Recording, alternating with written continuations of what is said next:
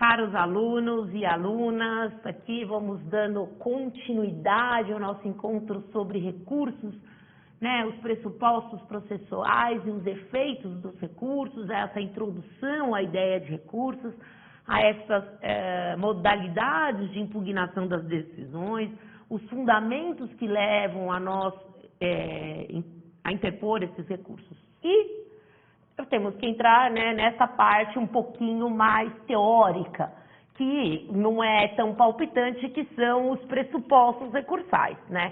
Eu preciso da existência dos pressupostos. E muitas vezes, senhores, para um recurso especial e para um recurso extraordinário, eu não preciso só da existência desses pressupostos, que às vezes podem até estar notórios, mas eu preciso demonstrar esses pressupostos e preciso levantar esses pressupostos, porque alguns pressupostos que vão ensejar, então, o reconhecimento, por exemplo, do recurso extraordinário e do recurso especial, né? Então, a primeira previsão, o primeiro pressuposto, podemos dizer, né, é que haja previsão legal. É lógico, nós estamos num Estado democrático de direito, lutamos para o princípio da legalidade, o direito penal é baseado na legalidade, lato sensu, e a gente vai falando de lei estrita, a gente vai falando da necessidade de não haver tribunais de exceção, então só é possível quando existe um dispositivo, né? Aqui eu trago um exemplo bastante interessante, que é, por exemplo, da decisão que rejeita a denúncia ou queixa, eu tenho a previsão do recurso interdistrito. Então, quando o juiz diz, não, olha, oferecida a denúncia pelo Ministério Público, eu não vou aceitar, ou seja, eu vou arquivar este processo, eu vou dar extinção do processo sem o julgamento do mérito, porque eu não vejo autoria nem materialidade, aí cabe o recurso interdistrito. Já, se eu recebo, o juiz que recebe a denúncia, né, que é contrário ao não recebimento, não tem previsão legal.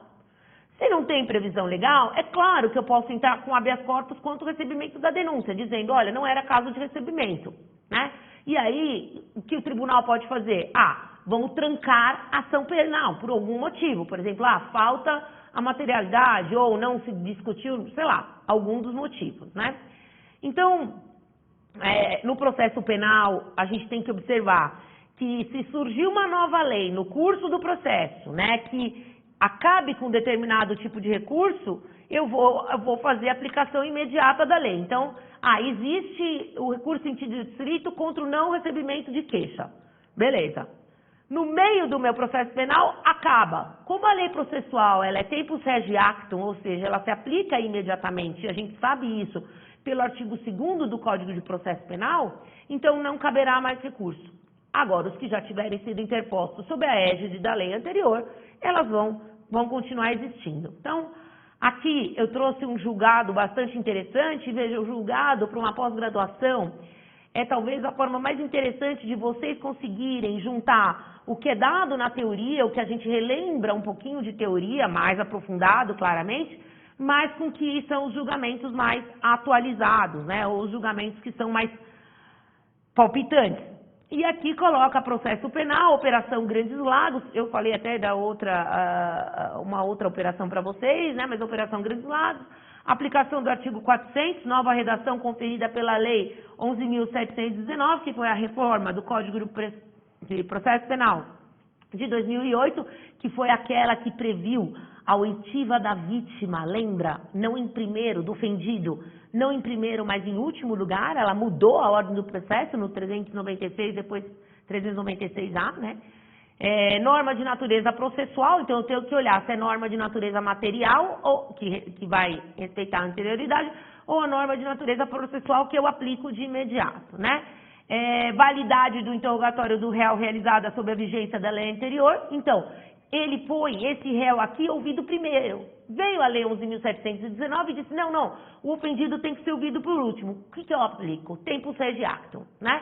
Então, a norma de natureza processual possui uma aplicação imediata, consoante determina o artigo 2º do Código de Processo Penal, eu negritei aqui para vocês, sem prejuízo dos atos já realizados na vigência da lei anterior, consagrando o princípio do tempus regi actum. Ou seja, eu não tive no processo penal que fazer a reoitiva, né, ou a nova oitiva de todos os ofendidos que haviam sido ouvidos antes da égide da lei 11.719, porque senão todo o processo penal até então estava nulo, porque o ofendido tinha que ser ouvido por último. O que o Superior Tribunal falou assim, não, peraí.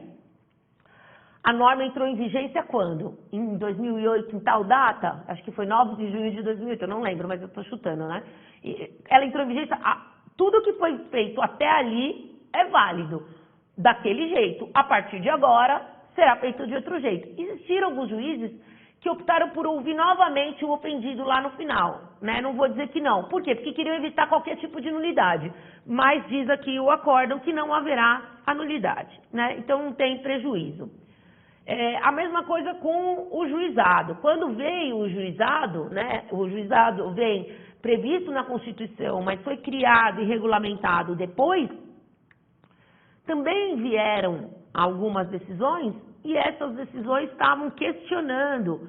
Por quê? O que aconteceu? Quando veio a Lei 9.099, ela falava cuja pena fosse de 1 ano. E aí veio a Lei Federal, a 10.259, e falou, não, a pena não é de 1, é de 2. Putz, aumentou então a competência, ficou mais abrangente. Não, então todos que estavam sendo julgados pela Justiça Comum de 2 anos, de até 2 anos, vão vir pro juizado. Aí o Superior Tribunal de Justiça, a Corte, falou, não, peraí, é tempus regi acto. A partir de agora, todos que tiverem a pena mínima até 2 anos serão julgados pelo rito, pelo trâmite sumaríssimo previsto na Lei 9.099. Perfeito? Os que estavam no juízo comum continuaram lá, senão ia ter um tamanho conflito processual, porque ia ter a vocação de bastante processo. Então, aqui foi um julgado dizendo que princípio de efeito imediato em matéria de competência, com a aplicação dos processos em curso, né, independentemente da fase em que se encontra.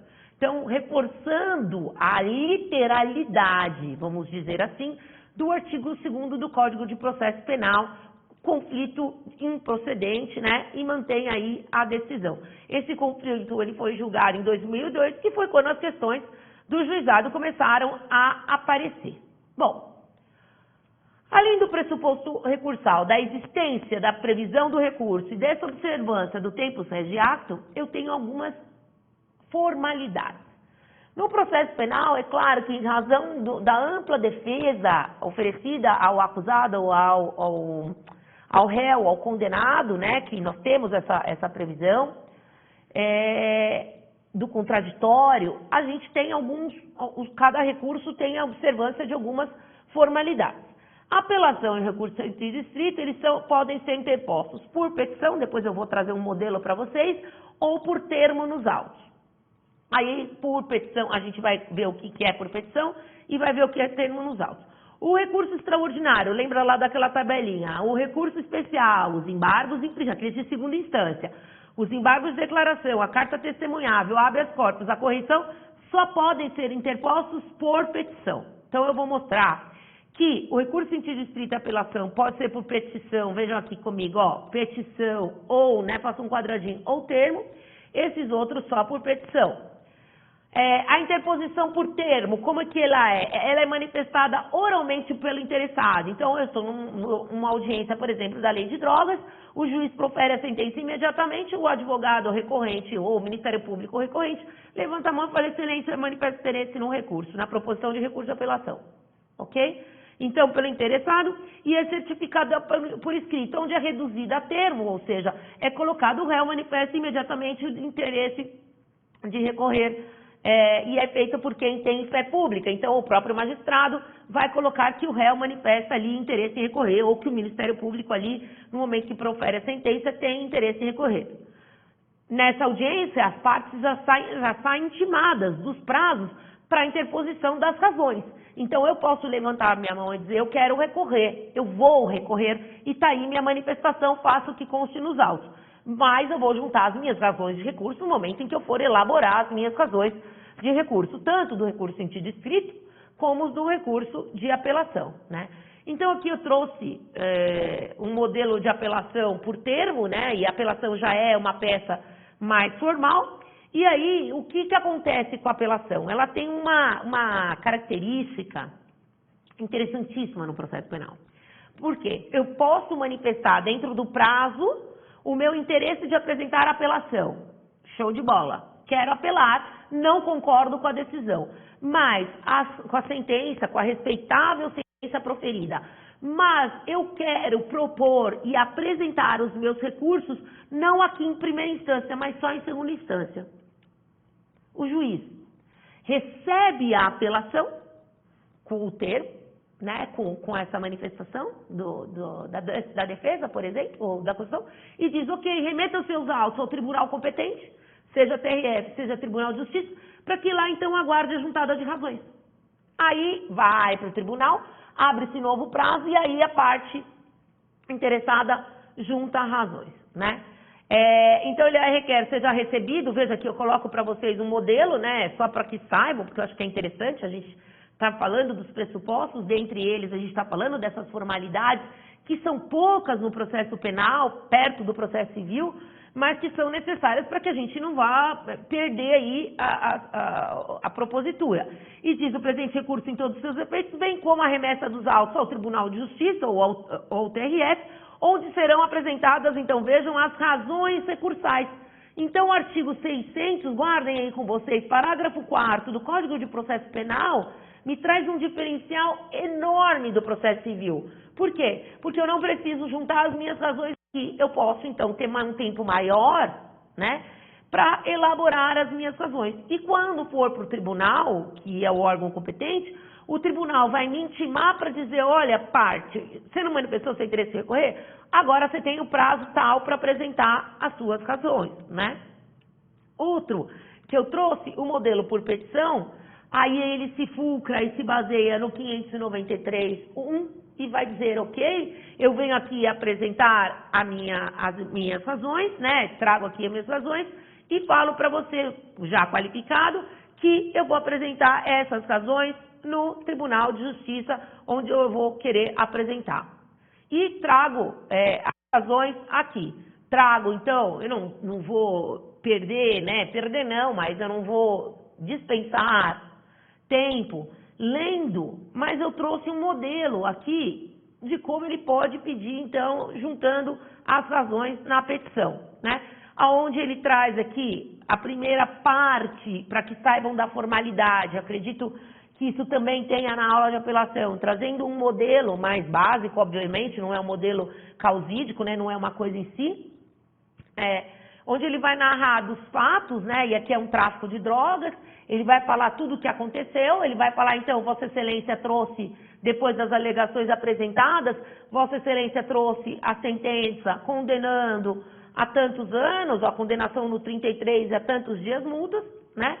E traz aqui toda a fundamentação do magistrado, depois traz aquela parte que diz na apelação do direito, né? Do que eu tenho direito, do que o Código Penal me traz, eu posso trazer algumas questões iniciais, como a prescrição, né, que são as preliminares, alguns entendem, depende do momento, que é um mérito, né, e vou dizer quais são as minhas razões para apelar, né, de não concordar com a decisão.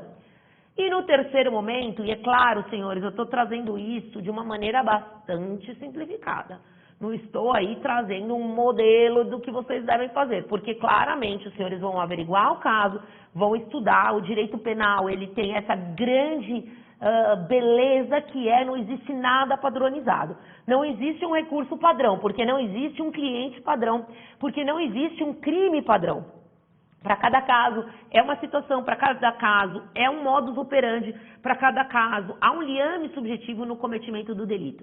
E depois eu venho aqui dos pedidos, pedir a reforma da decisão pelo órgão do tribunal, ou se for pelo Supremo Tribunal, se houver alguma ilegalidade ou alguma inconstitucionalidade no julgamento pelo Supremo Tribunal, e eu vou juntar aqui as minhas razões, né, o meu pedido, e vou pedir então pela absolvição, ou se não absolvição, aqui no caso como era tráfico de drogas, então uma desclassificação, né. Veja, isso aqui é um modelo bastante generalizado, eu trouxe só para mostrar como era por termo nos autos, como era a apelação por petição, né, a possibilidade de juntar essas razões em sede de tribunal, que isso é bastante interessante, bastante discutido, né, e aí Agradeço aqui esse nosso segundo encontro e vamos, por terceiro, continuar com os nossos pressupostos para depois adentrar aos efeitos dos recursos. Obrigada.